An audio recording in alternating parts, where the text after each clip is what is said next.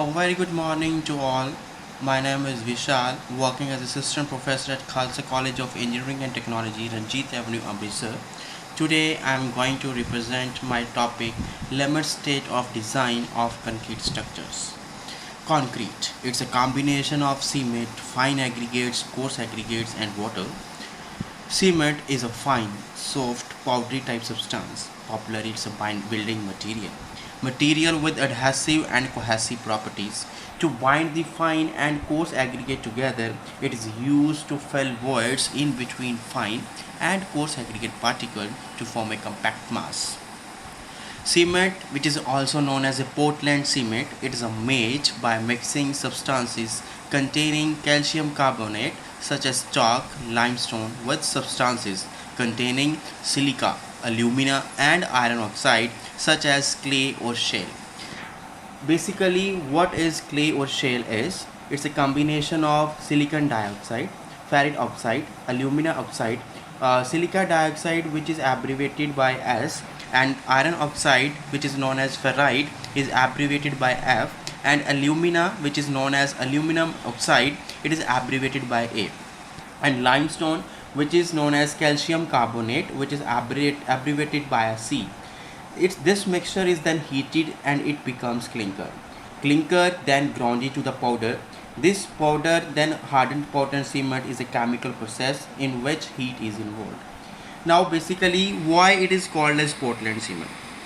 A scientist, Joseph Asphodel, an English mason, who patented the product in 1824, named it Portland cement because it produced a concrete that resembles the color of the natural limestone, which is quarried on the islet of Portland, a peninsula in the English Channel. Cement is it is a combination of silica dioxide, iron oxide and alumina dioxide and limestone. This product then becomes a clinker, which is then heated to the ground powder. Then after hardening process of cement, it is a chemical process in which during heat is evolved during this process. The chemical composition of cement. The raw materials which is used for the manufacture of the cement consist mainly of lime, silica, alumina and iron oxide. These oxides interact with one another in the kiln at high temperature to form more complex compounds. The relative proportions of these oxides compositions are these are the responsible for influencing the various properties of cement in addition to rate of cooling and the fineness of grinding. The chemical composition of cement, it contains so many oxides like this. The first one is calcium oxide, which is known as lime. Its percentage varying from 62 to 67 percentage.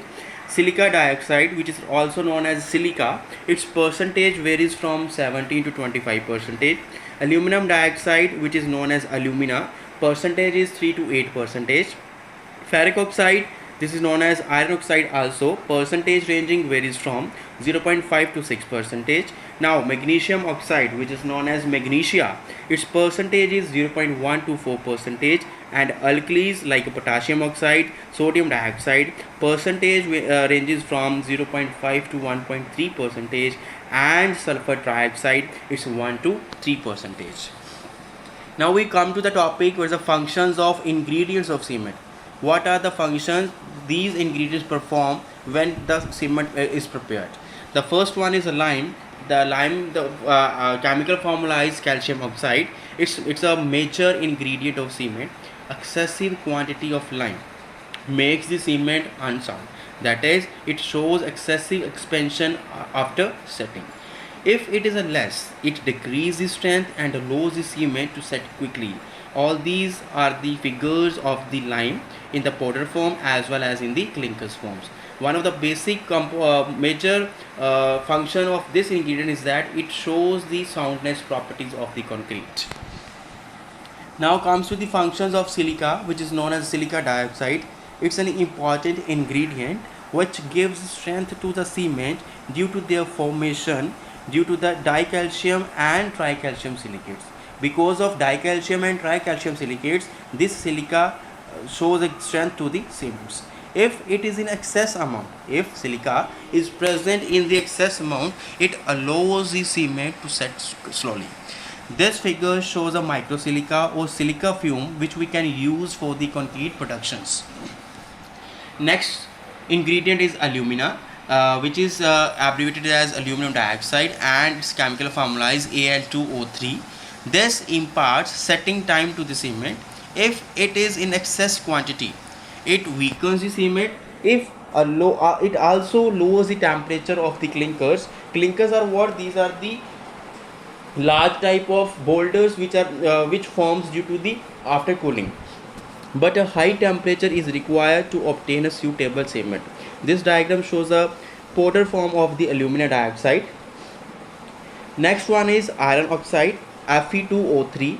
It helps the fusion of the raw materials during burning stage. It gives color, strength and hardness to the cement. Next one is magnesium oxide. If present in small quantity, magnesium oxide imparts hardness and color to the cement. If it is in excess quantity, it makes the cement unsound. Two products which makes the cement unsound are, the first one is a lime and the second one is magnesia. If lime and magnesia present in the excess amount in the cement, it shows the soundness property of the cement. If it is in an excess quantity, the cement will becomes unsound. In the case of lime, if the percentage of lime is greater than 10%, if the percentage of if the lime is present in the cement is more than 10 mm, then the cement will becomes unsound. Okay, so next one is the functions of cement ingredient. Next one is the sulfur. A very small quantity of sulfur is required in the manufacturing of cement. If it is in excess, sulfur trioxide makes the cement unsound. Next one is alkalis. A small quantities are required. Alkalis and other impurities which are present in the raw materials are carried by the flue gases during their heating process. If it is in excess quantity, efflorescence is caused. Now the term efflorescence, what is efflorescence? Efflorescence is what it is caused due to the presence of more amount of alkalis in the cement as well as in the bricks.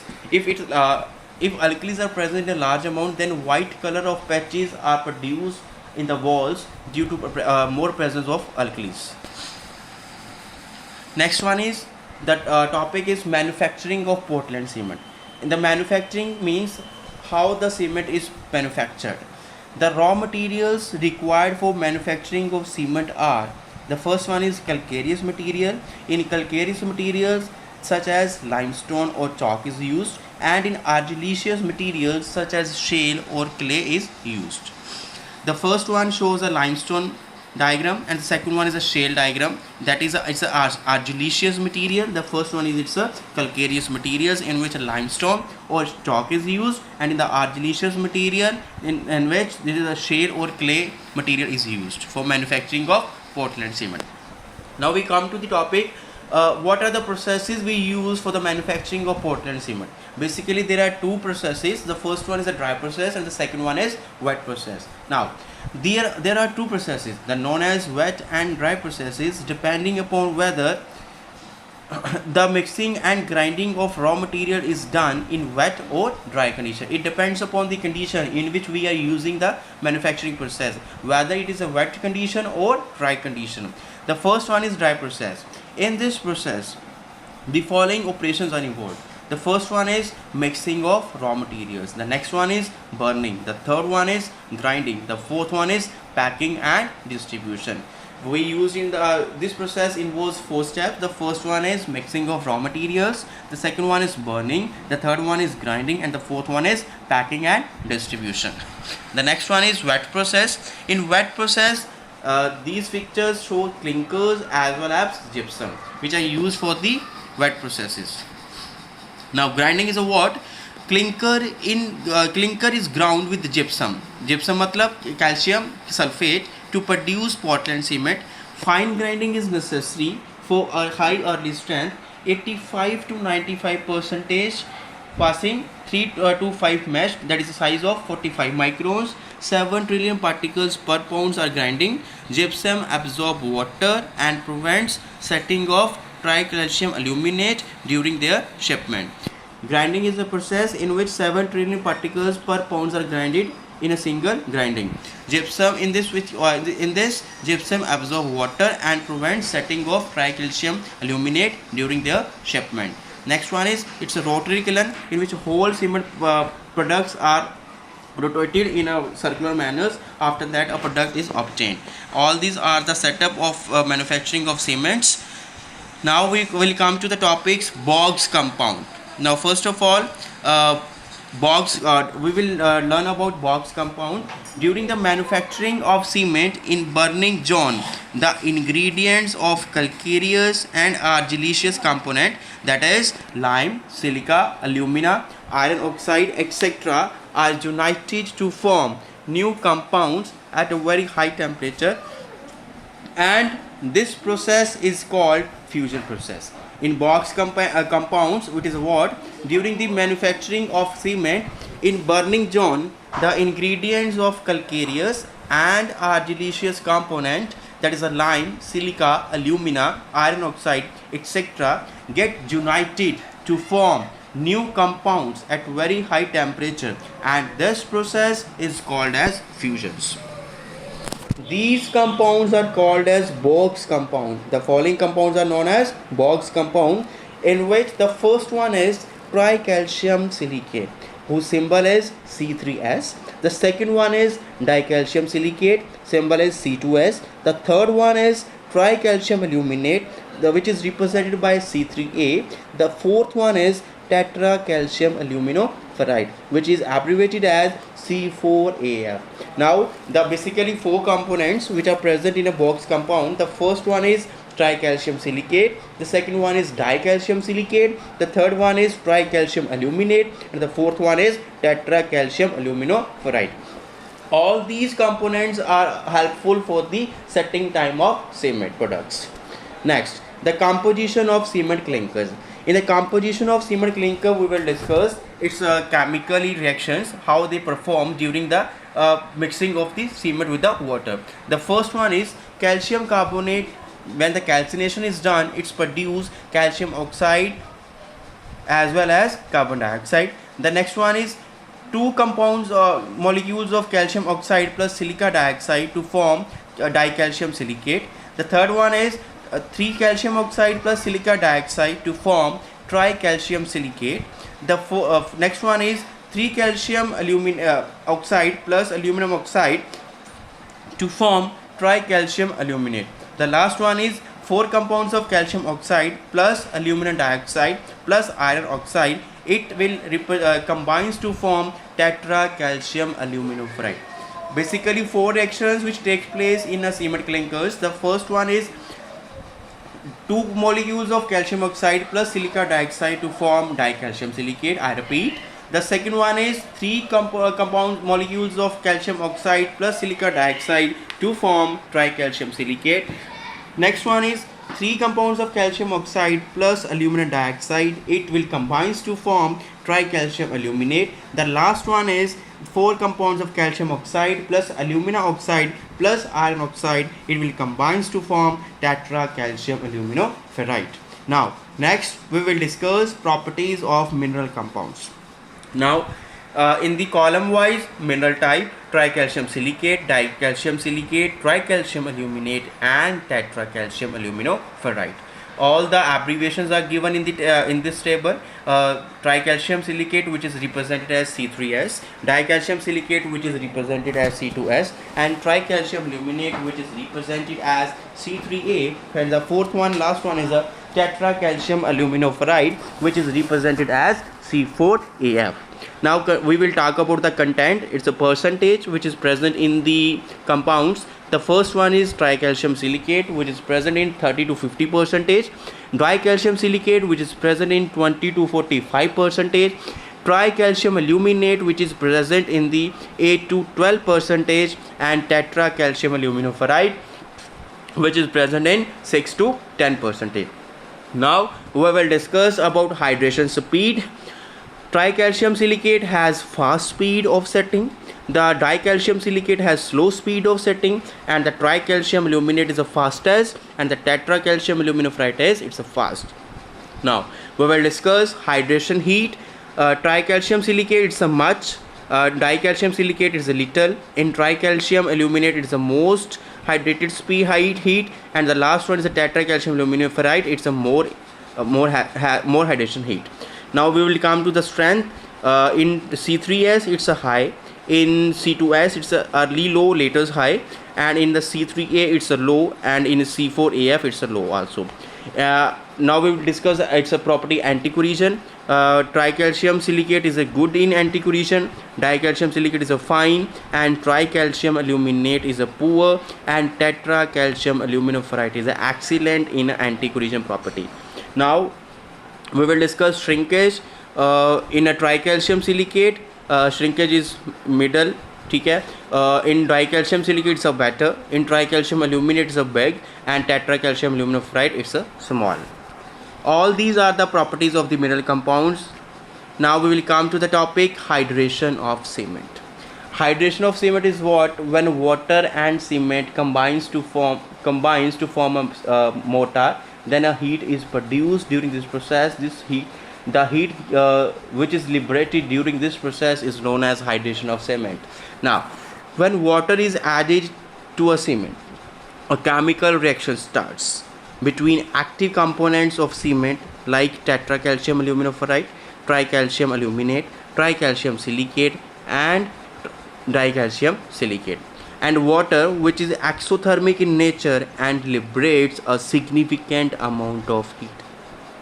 This is known as hydration. All this process is known as hydration. When water is added in a cement, a chemical reaction starts between active components of cement as well as in the water, which is exothermic in nature, and it liberates a significant amount of heat. All this process is known as hydration of cement, and liberated heat is called as heat of hydration. Now properties of box compound. The first one is tricalcium silicate. As we will discuss earlier, its percentage is 30 to 50%. Tricalcium aluminate silicate plus water, it will combines to form CaO, 2SiO2, 3 water molecules plus calcium hydroxide. Tricalcium silicates hydrates rapidly, and it forms earlier strength. In 7 days the strength will come, and earlier heat of hydration. It enables the clinkers to grind easily. It increases resistance to freezing and thawing. Tricalcium silicate is formed in a kiln when the charge contains an abundance of lime, and hence the greater amount of calcium oxide in the reaction is produced. Next one is dicalcium silicate. Its percentage is 20 to 45%. 2 molecules of calcium oxide, silicon dioxide plus water, this will combines to form 2 CaO, 2 SiO2, 3 water molecules plus calcium hydroxide. This dicalcium silicates hydrates slowly and is responsible for the strength increase in concrete at later ages. The heat of hydration is liberated slowly. More calcium silicate is formed when the raw materials contain less lime. It imparts resistance to the chemical attack. The third one is tricalcium aluminate, C3A. Percentage value lies between 8 to 12%. Tricalcium aluminate hydrates rapidly and liberates a large amount of heat. If this reaction were not controlled, concrete would set so rapidly that it could not be used in modern construction. Any cement having tricalcium aluminate cement more is liable to sulfur attacks. 3CaO, Al2O3 plus water molecule, this will combines to form tricalcium aluminate. The last one is tetracalcium aluminoferrite, which is abbreviated as C4AF. Its percentage values lies between 6 to 10%. It is also responsible for high heat of hydration as compared to C2S, but less than tricalcium aluminate. Its contribution is in strength is very low. It has contribution within 24 hours of adding water to the cement. This will show the diagrams. There's the contribution of cement compounds to the strength of cement. The next diagram shows the rate of hydration of pure cement compounds. In this diagram it shows a fraction of hydrated and the day in which in how many days it will form the function of setting of cement. The first one is dicalcium silicate. The second one is tricalcium silicate. The third one is tricalcium aluminate. The last one is tetracalcium luminoferrite. Now the next topic is water requirement for the hydration. How much amount of water is required for the hydration of cement? Now we will discuss. It's about an average 23% of water by weight of cement is required for the complete hydration of Portland cement. How much amount of water is required? It's a 23% amount of water is required for the complete hydration of Portland cement. This water combines chemically with the cement compounds. Some quantity of water, about 15% by weight of cement, is required to fill the gel pores of the cement. That is a total of 38% of water by the weight of cement is required to complete hydration of cement. Now we will discuss this again. Basically 23% of water is required for the complete hydration of Portland cement, and additional 15% of water is required for filling the gel pores of the cement. Basically total 23 plus 15 is equals to 38, that is 38% of water is required for the complete hydration of the cement compounds. Now if this excess water is present, if the water that is a percentage 38 is more than 38% is present, it will lead to the capillary cavities. In a month's time, 85 to 90% of cement get hydrated and cement attain almost its full strength. Hydration still continues and cement grows stronger with time. Total 50% of water by weight of cement is required for the complete hydration. Now we will come to the topic fineness and properties of the cement. Now fineness is what? Fineness is related to the surface area. It's a touching with water, so it influences the setting as well as hydering speed and the properties of the cement. Now we will discuss in this table fineness, surface area touching with water, setting and hardening speed and properties. If the fineness of the particle is less than 40 microns, then the surface area touching with water is great, setting and hardening speed is high, and the properties is strength is high. If it is too small, then the surface area touching with water is easily, setting and hardening speed is great, and the properties is cost is high. If the diameter is large than 100 microns, then surface area touching with water is low, setting and hardening speed is low, and the properties are also low. Now we will come to the topic. It's the types of cement. Basically 9 types of cements are discussed in this presentation. The first one is ordinary Portland cement, which is abbreviated as OPC. The second one is Portland slag cement, whose Indian standard is 455. The third one is Portland pozzolana cement, which is a fly ash based IS, that is the Indian standard 1489 part 1. The fourth one is Portland pozzolana cement, which is calcined clay based. Its Indian standard is 1489 part number 2nd. The fifth one is rapid hardening Portland cement, Indian standard 8041. The sixth one is white cement, Indian standard 8042. The seventh one is hydrophobic cement, Indian standard is 8043. The eighth one is sulfate resisting cement, whose Indian standard is 12330. The ninth one is and last one is low heat cement, whose Indian standard is IS 12600. Now next one is ordinary Portland cement. What is OPC? It is a common variety of cement. It is suitable for the construction of all civil engineering works except underwater construction. Now we will come to the topic uses of ordinary Portland cement. It is used in all important structures where great strength is required, such as heavy buildings and bridges, lighthouses, its docks, reservoirs, etc. Foundation in wet places and structures which are subjected to the action of water, such as retaining walls, watertight floors. It is used in the cement mortar for plastering, pointing, etc. It is used in plain concrete.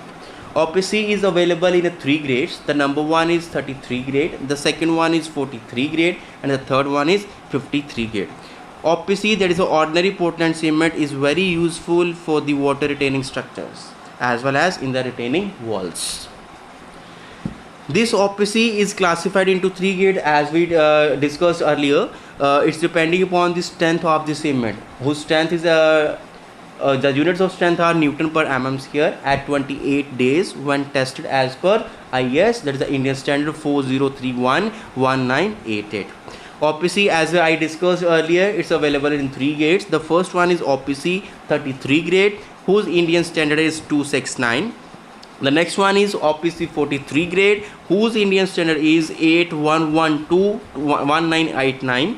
The last one is OPC 53 grade, whose Indian Standard is IS 12269-1987. The number 33, 43 and 53, it corresponds to 28 days characteristic compressive strength of cement as obtained from standard test on cement sand mortar, that is in the ratio 1:3 in the specimens. This cement is used in general concrete construction where there is no exposure to sulfates in the soil or in the groundwater. Now we will come for the uses of ordinary Portland cement, that is for making. The first one is reinforced cement concrete is used for laying floors, roof, lintel, beams, etc. It is used in the reinforced brickwork. It is used in drainage and water supply works like water storage tanks, septic tanks, etc. For protecting the external faces of buildings or enduring structures from the weathering actions. Weathering actions like sunlight, rain, like frost action like this. It is used for thin masonry works where strength is required. The next one is for making joints for drains, pipes, etc. It is used for the manufacturing of precast pipes, piles, garden benches, fencing posts, flower pots, etc. It is used in the preparation of foundations, watertight floors, footpaths, etc. All these are the uses of ordinary Portland cement.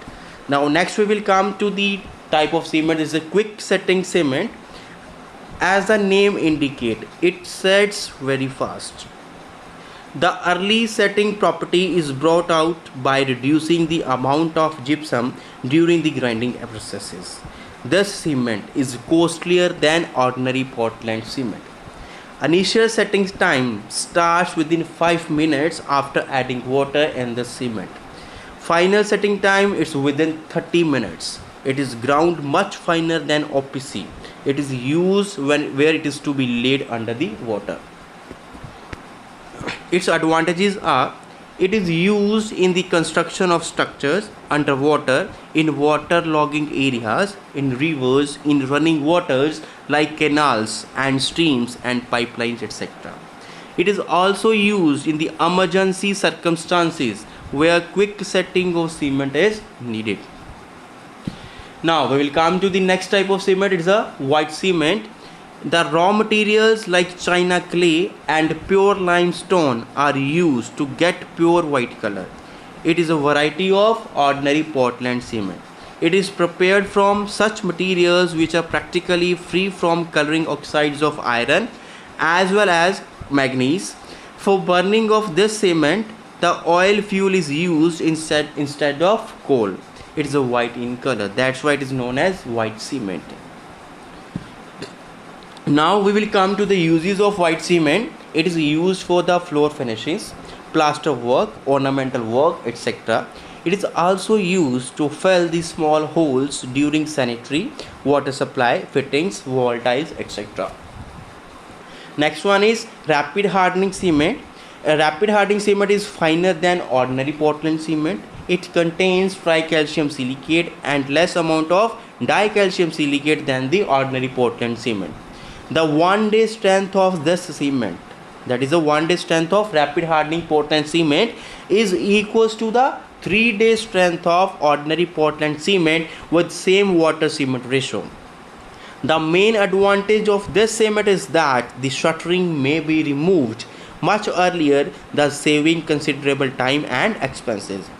Its cost of rapid hardening cement is nearly 10 to 15% more than ordinary Portland cement.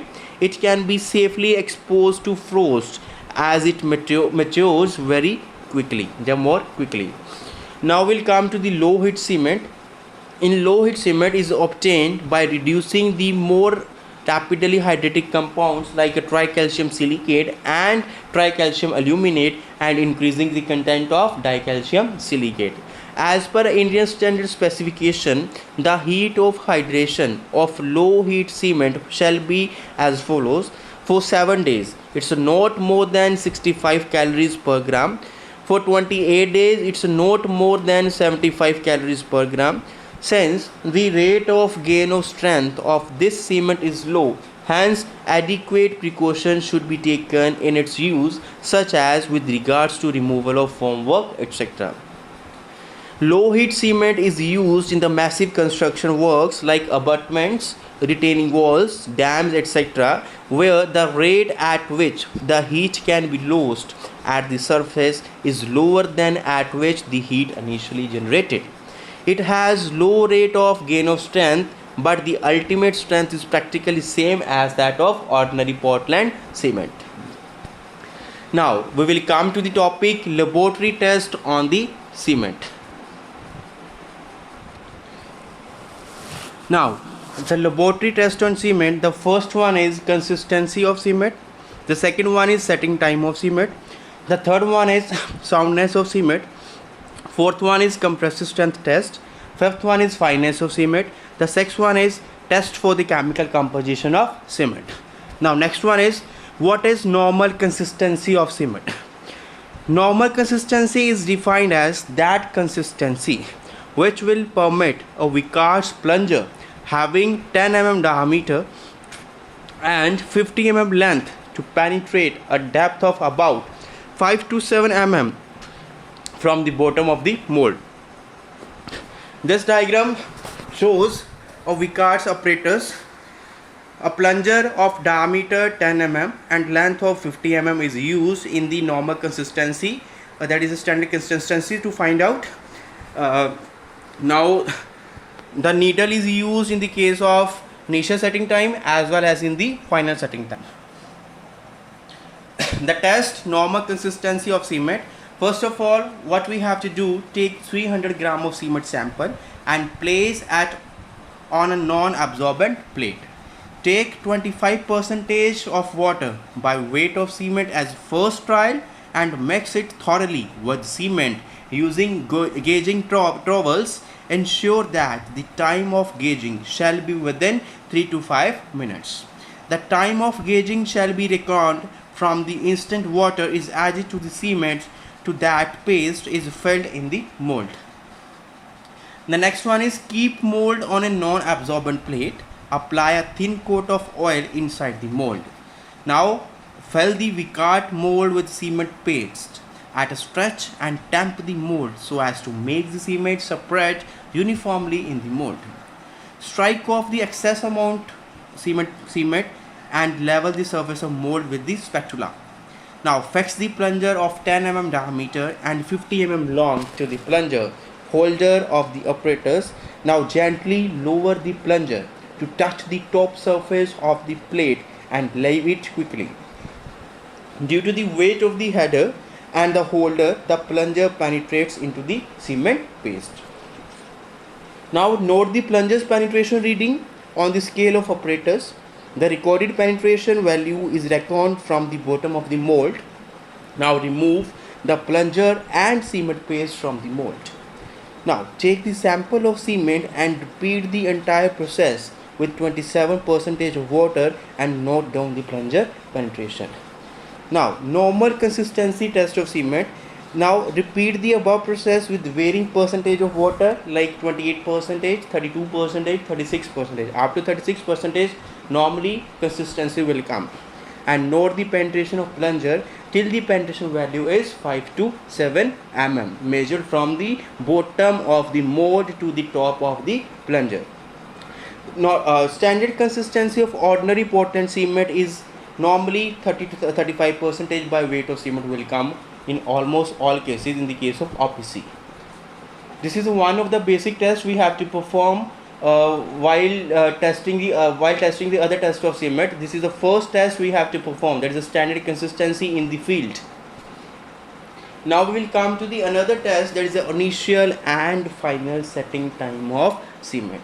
Now, initial setting time when the cement loses its plasticity and comes to its final stage. This is known as initial setting time of cement. And the final setting time when the cement becomes harder in stage.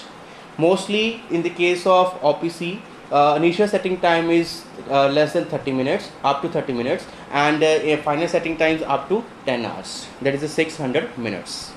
Now, initial setting time of cement. When water is added to the cement, the paste starts stiffening and gaining strength, simultaneously losing its plasticity. Two stiffening states identified are initial and final setting times respectively. Now, initial setting time is the time interval between the addition of water to the cement and the stage when needle ceases to penetrate completely.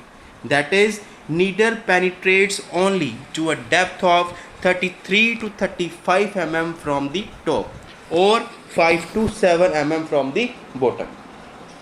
This time should be about 30 minutes for the ordinary Portland cement and 60 minutes for the low heat cement. Now, procedure for the initial setting time. First of all, preparation of test block. First one, prepare a neat cement paste by mixing the cement with 80.85 times the water required to give a paste of standard consistency. Now start stopwatch at the instant when water is added to the cement. Thoroughly mix cement and water using gauging trowels till required uniformity is attained in the mixing. Fill the mold completely and smoothen the surface of the paste by making it level with the top of the mold. The cement paste thus prepared in the mold is the test block. Now, clean appliances shall be used for mixing. All operators should be free from the vibrations during the test. Care shall be taken to keep the needle straight. All these are the precautions we have to take while testing the initial setting time of the cement. Now, place the test block with porous at the bottom under the rod bearing the needle as shown in a figure of Icart apparatus. Now lower the needle gently until it comes in contact with the surface of test block and quickly releases, allowing it to penetrate into the test block. This Icart apparatus is also used for the finding out the initial setting time as well as the final setting time of the cement. In this case, needle is used of 1 mm square cross sectional area and 80 mm in diameter as of a plate, glass plate is used in this case. Now, repeat this procedure at regular interval of time until the needle when brought in contact with the test block and released as above fails to pierce the block for 5 to 7 mm measured from the bottom of the mold. Now, the time which is elapsed between when the water is added to the cement and the time at which the needle fails to pierce the test block to a point 5 to 7 mm measured from the bottom of the mold shall be reported as initial setting time. Now, mostly the initial setting time of the ordinary Portland cement is 30 minutes. Now we will come to the procedure of final setting time. Now we have, in this case, we have to only replace the needle of final setting time with the initial setting time needle. Now, Now same as it is, it's prepare the test block according to the procedure which is given discussed earlier. The cement shall be considered as finally set when, upon applying the needle gently to the surface of the test block, the needle makes an impression there while the attachment fails to do so. The period elapsing between the time when water is added to the cement and the time at which the needle makes an impression on the surface of the test block while the attachment fails to do so shall be the final setting time of the cement. Note, the final setting time of the ordinary Portland cement is 600 minutes, that is, it's a 10 hours. Now we will come to the next test, that is a soundness test. Soundness is what? It's a volume expansion, to check the volume expansion of cement while setting. If the cement, that is a lime, is present in excess amount in this case, then the cement will be a unsound. If the magnesia is present in excess amount, the cement will be a unsound. Its limit should it should be in the acceptable limits. Lime, it should not be more than 10 mm. Its expansion should not be more than 10 mm in the case of ordinary Portland cement. Now we will discuss the procedure for testing the soundness test. The first one is the apparatus consist of small split cylinder of spring brass or other suitable metal is used. It is a 30 mm in diameter and 30 mm in height. On either side of the split are attached two indicator arms. These are 165 mm long with pointed ends. This equipment is used for the soundness test of cement. This whole apparatus is known as Lee-Chatler apparatus. In this case, a brass split cylinder is used. Two glass plates are used, one for the bottom portion and one for the upper portion is used. The distance the length of these wires is 165 mm and the diameter of 30 mm is used for the testing of the soundness of the cement. Now, cement is gauged with 0.78 times the water required for standard consistency. In this case, the water quantity used is 0.78 times the quantity of water standard consistency, which is measured earlier from the standard consistency as well as normal consistency of the cement testing. Now the mold is covered on the top with another glass plate. The whole assembly is immersed in water at a temperature of 27 degrees centigrade up to 32 degrees centigrade and kept there for 24 hours. The distance between the indicator point is measured. The mold is submerged again in water and the water is heated to the boiling point in about 25 to 30 minutes and boiling is continued for 3 hours. The mold, now next one is the mold is removed from the water, allowed to cool and the distance between indicator point is measured. The difference between these two measurements, the first reading and the second reading, represent the expansion of cement. This must not exceed 10 mm for the ordinary rapid hardening as well as low heat Portland cement.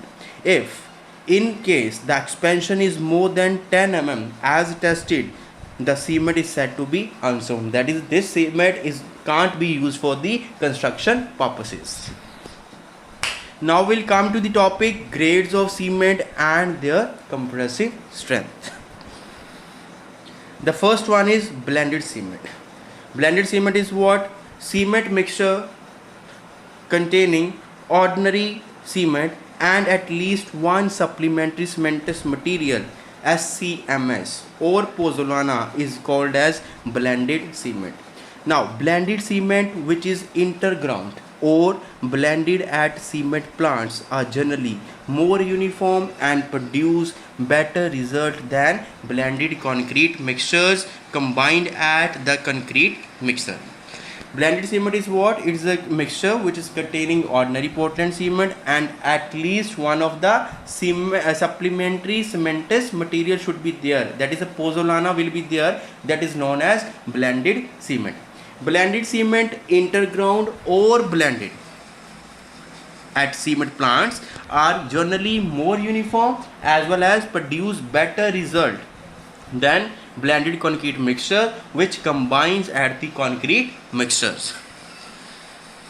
This blended cement will produce stronger as well as more durable concrete than ordinary Portland cement concrete. Blended cement will reduce the overall cost of the concrete since the blends are byproducts which are available in abundance and are cheaper in cost. Now this show the blended cement diagrams. First one is blended cement, Portland cement, which is represented as PC. The next one is supplementary cementations materials or pozzolana. Now in this case, note first, when OPC, that is ordinary Portland cement, which hydrates a glue like calcium silicate hydrate is formed, this holds concrete together. However, the gaps in calcium silicate hydrate which produce pathways for the moisture to penetrate and reduce their strength. Next one is when supplementary cementous material, that is the SCMS or pozzolanas, which are added, particles which are packed more tightly within the voids and additional glue forms the SCM hydration, that is the supplementary cementous material process. With fewer voids, the concrete is less permeable and stronger. Portland pozzolana cement. Pozzolana, which is derived from Pozzuoli, a town in Italy where the sand available when mixed with lime was found to possess hydraulic properties. It is volcanic dust. Portland pozzolana cement is manufactured by grinding Portland cement clinker and pozzolana or by intimately and uniformly blending Portland cement and fine pozzolana. Burnt clay, shale or fly ash, such other materials which have no any cementing property but have the property of combining with lime to produce a stable lime pozzolana compound which has definite cementations property. The percentage of pozzolana should be between 10 to 30%. It possesses almost the same properties of ordinary Portland cement. Free lime which is present in the cement is thus removed, hence the resistance to chemical attack increases, which making it suitable for the marine work.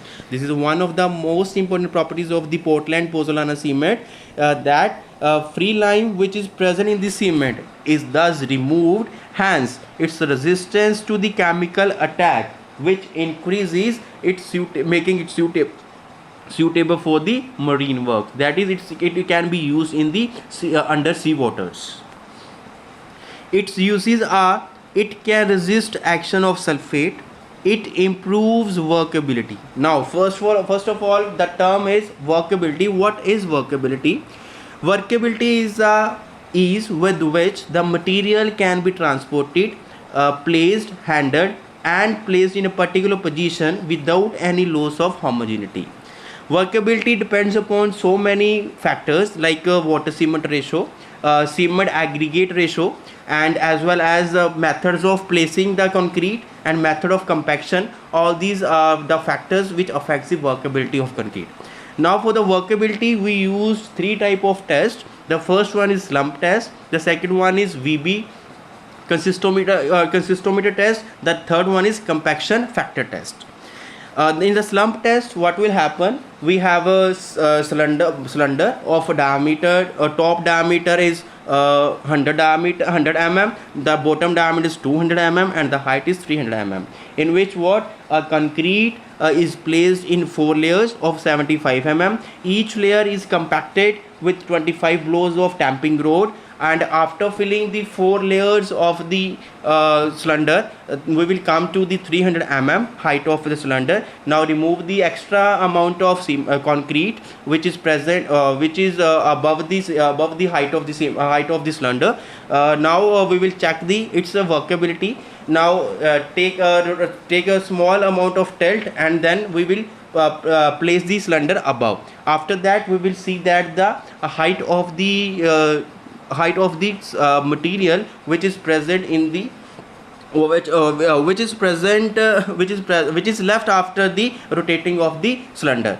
So after that we will measure the height of the remaining sample, and after that we can identify the slump value, that is its workability, whether we can use it for the basically purpose we are making it. After that we can use after that we can increase the water cement ratio, or we have to increase the water content of the cement products. Now we will talk about we are talking about the Portland pozzolana cement uses. The first one, it can resist action of the sulfates, it improves workability, it imparts high degree of water lightness, it's a fire resistance, it offers great resistance to expansion, it is a cheaper.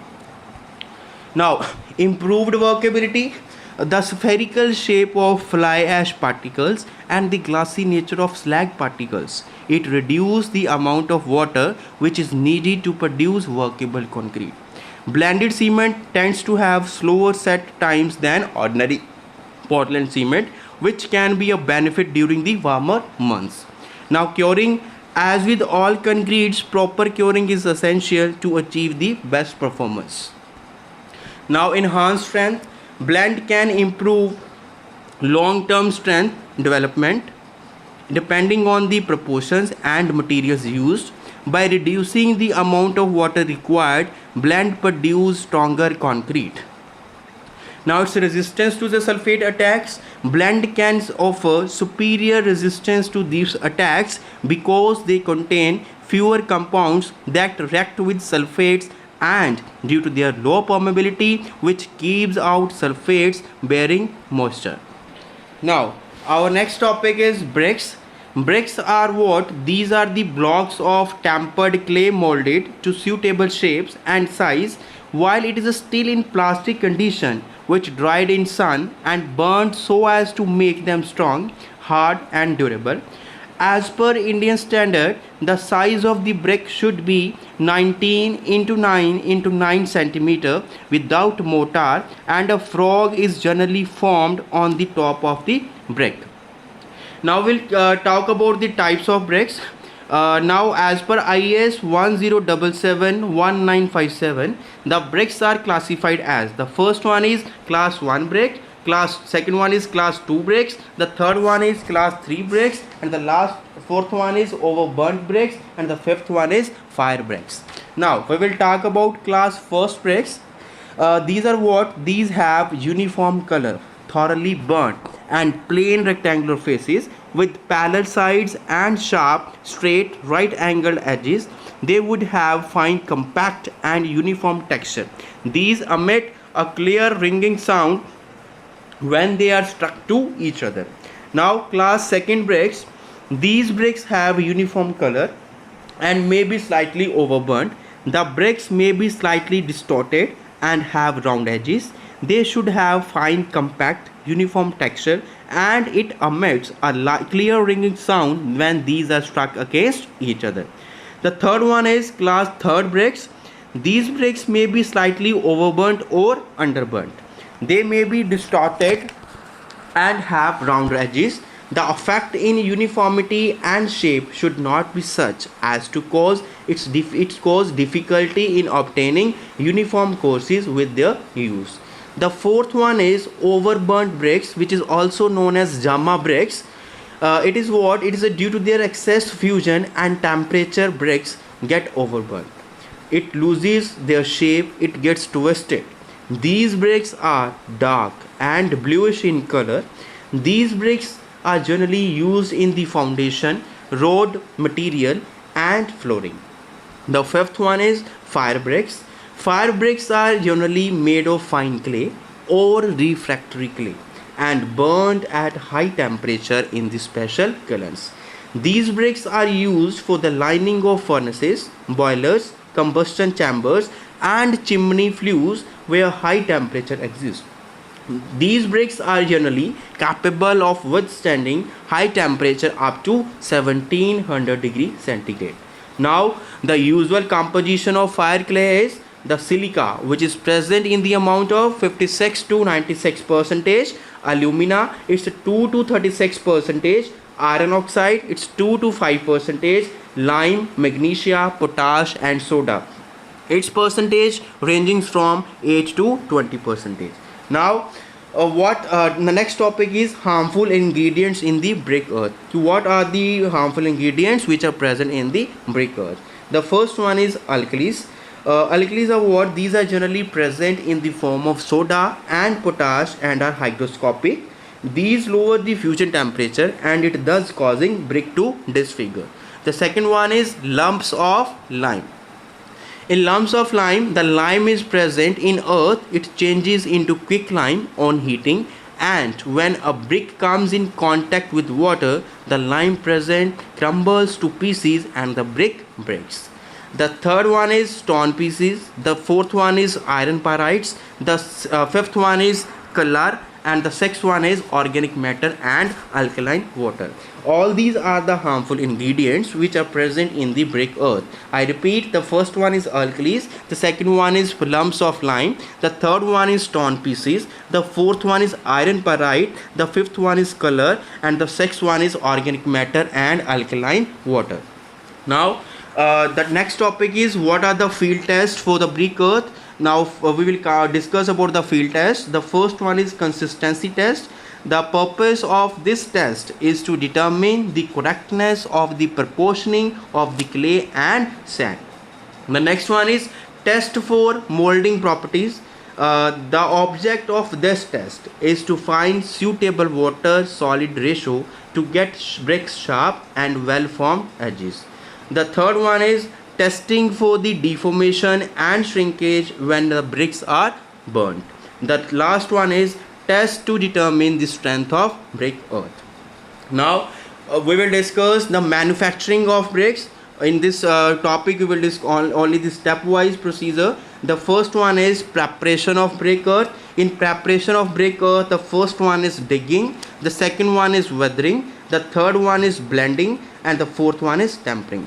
The second process is molding. In molding we have two types of molding. The first one is hand molding and the second one is machine molding. In hand molding we have two types. The first one is ground molding and the second one is table molding. And in the machine molding we also have two types. The first one is semi-dry or dry press method and the second one is stiff mud process or wire cut bricks. Now the next topic is characteristics of good bricks. The first one is a brick should possess uniform color, smooth and even surface. It should be rectangular in shape and have good appearance. A brick should be hard, it should be strong. While striking together it gives metallic ringing sound. A brick should be free from cracks. Brick should be able to resist weathering agencies. Fifth one is it should be fireproof. Ordinary bricks can resist up to 1500 degree Fahrenheit. The next one is a good brick should not absorb more than 20% of water by weight when it is placed in water for 24 hours. The last one is a good brick should not have sign of efflorescence on the surface causing decay of bricks. This is all about the bricks. In the brick topic we have discussed what is brick, what is the size of brick and what are the types of bricks. Further, the harmful ingredients in the brick earth, field tests we use for carrying out for the brick earth and the manufacturing of bricks. The last topic we have discussed is the characteristics of good bricks.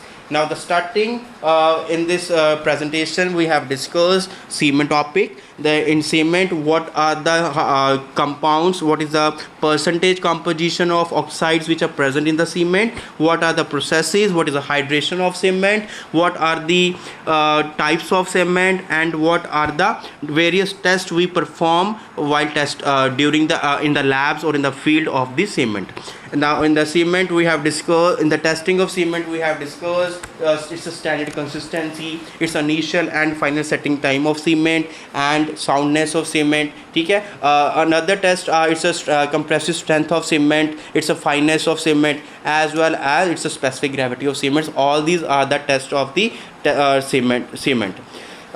This is all about the today's topic. We have discussed limit state design of concrete structures, in which the cement topic is come. The next one is a brick. ठीक है. So this is all about today's topic, and thank you so much.